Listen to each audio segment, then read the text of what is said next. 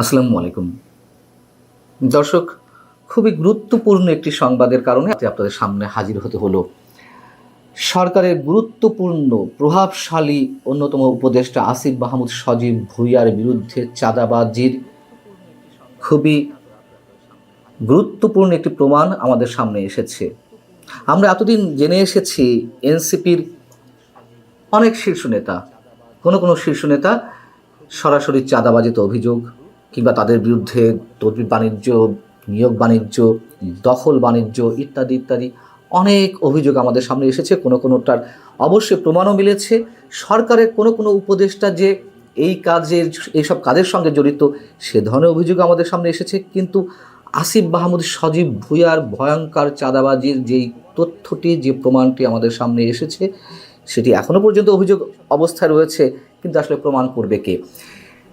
বিষয়টি হচ্ছে যে গত কয়েকদিন আগে গুলশানে আওয়ামী লীগের সাবেক এমপি শাম্মী আহমেদের বাসায় যে কোটি টাকা চাঁদাবাজির ঘটনায় বেশ কয়েকজন আটক হলেন, তাদের একজন একটি ভিডিও আমাদের সামনে পাঠিয়েছেন এবং ধারণা করা হচ্ছে এই যে জানিয়া আলম অপু, যিনি ভিডিওতে স্বীকারোক্তিমূলক জবানবন্দি দিচ্ছেন, তিনি হয়তো আটক হওয়ার আগেই ৩৫ মিনিটের দীর্ঘ এই ভিডিওটি কারোর সামনে দিয়ে গিয়েছিলেন।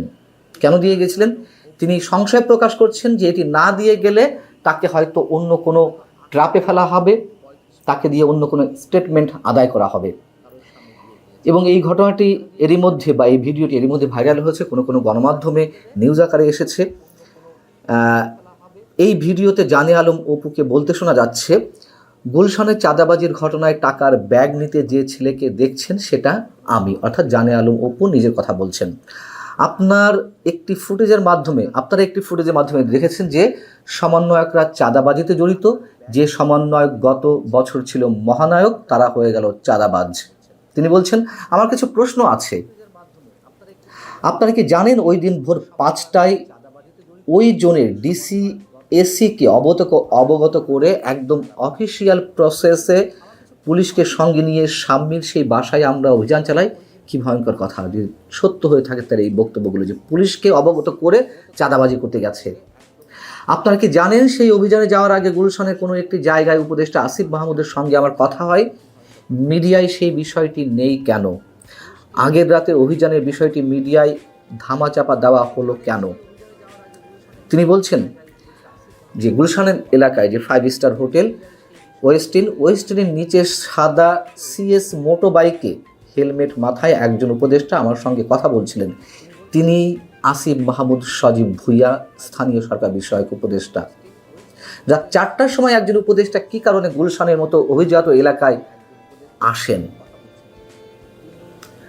আমার কি কারণে কথা বলতে হয় একজন উপদেষ্টার সঙ্গে? এবং সেখানে তিনি বলছেন, ওই যে রিয়াদ, অন্যতম প্রধান আসামি যিনি, রিয়াদ বলল যে রাতে এক ভাই আসছিল।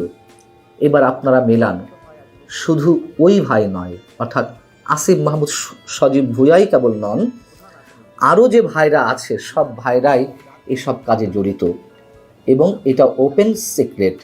এটা যে আমাদের আসিফ ভাই ওই রাতে আসছে, যে 5 স্টার হোটেল ছাড়া বসে না এখন। গত বছর জুলাইয়ে সে 50,000 টাকার স্কুটিতে চড়ত, সে এখন সিএফ মোটরসাইকেল চালায়। আমাকে যথেষ্ট ট্রাপে ফেলার চেষ্টা করা হচ্ছে। আমি যদি এসব বিষয় ক্লিয়ার না করে যাই, আমাকে দিয়ে যে কোনো স্টেটমেন্ট দিয়াবে হয়তো।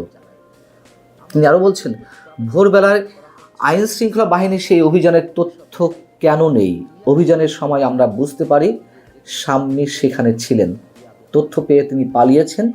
যে 2.5 মিনিটের ভিডিও ভাইরাল করে আমাদের রাতারাতি ভিলেন বানানো হলো, তাদের কাছে চ্যালেঞ্জ, সৎ সাহস থাকলে আগের রাতের সিসিটিভি ফুটেজ প্রকাশ করেন, দেখি কে ফোন করছেন, কার ফোনে শাম্মী ওই বাসা থেকে বের হয়েছেন। আমরা যে আইন শৃঙ্খলা বাহিনীর সঙ্গে অভিযানে গেলাম, সেখানে আমাদের মধ্যে কি কথা হয়েছিল সেগুলো প্রকাশ করুন। প্রিয় দর্শক, হয়তো অনেকে বলবেন যে আসিফ মাহমুদ সজীব ভুঁইয়াকেও ফাঁসানো হচ্ছে, কিন্তু বিষয়টা কি ইন্টারেস্টিং নয়? চাঞ্চল্যকর নয়? এই যে 35 মিনিটের ভিডিও, জানে আলম অপু তো এখন আটক অবস্থায়, এবং এটি নিশ্চিত মোটামুটি যে তিনি আটক হওয়ার আগে এই স্টেটমেন্ট দিয়ে একটি ভিডিও করে গেছেন, যেটি এখন ভাইরাল হয়েছে।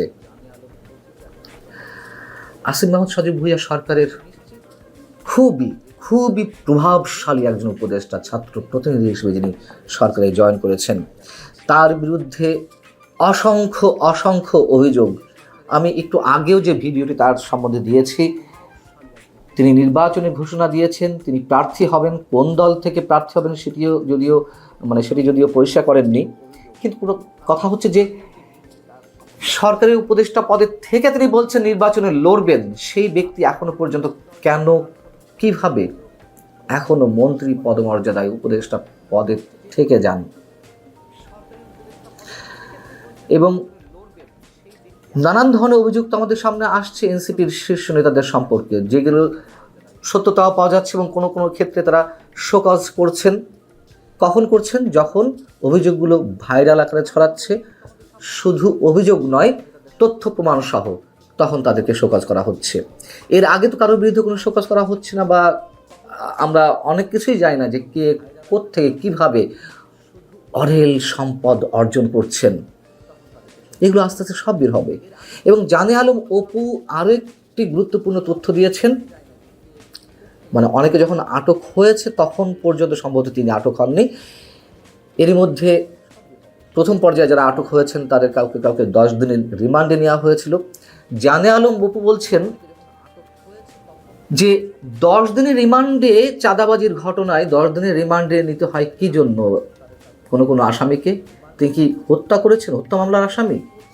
কথাটি খুবই যুক্তিসঙ্গত, এবং তিনি ব্যাখ্যা দেওয়ার চেষ্টা করছেন এজন্যই 10 দিনের রিমান্ডে নেওয়া হয়েছে।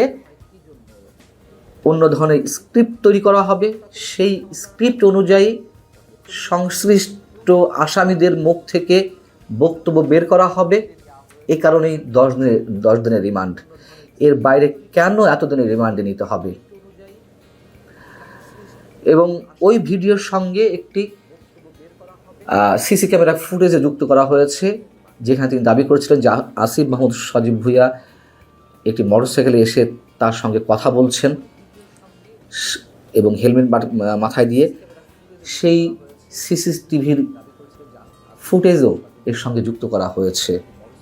আমরা হয়তো এর সত্যতা প্রকাশ্যে পাবো না, অনেক কিছুই তো আমাদের সামনে গোপন থেকে যায়, এটি হয়তো গোপন থেকে যাবে। তবে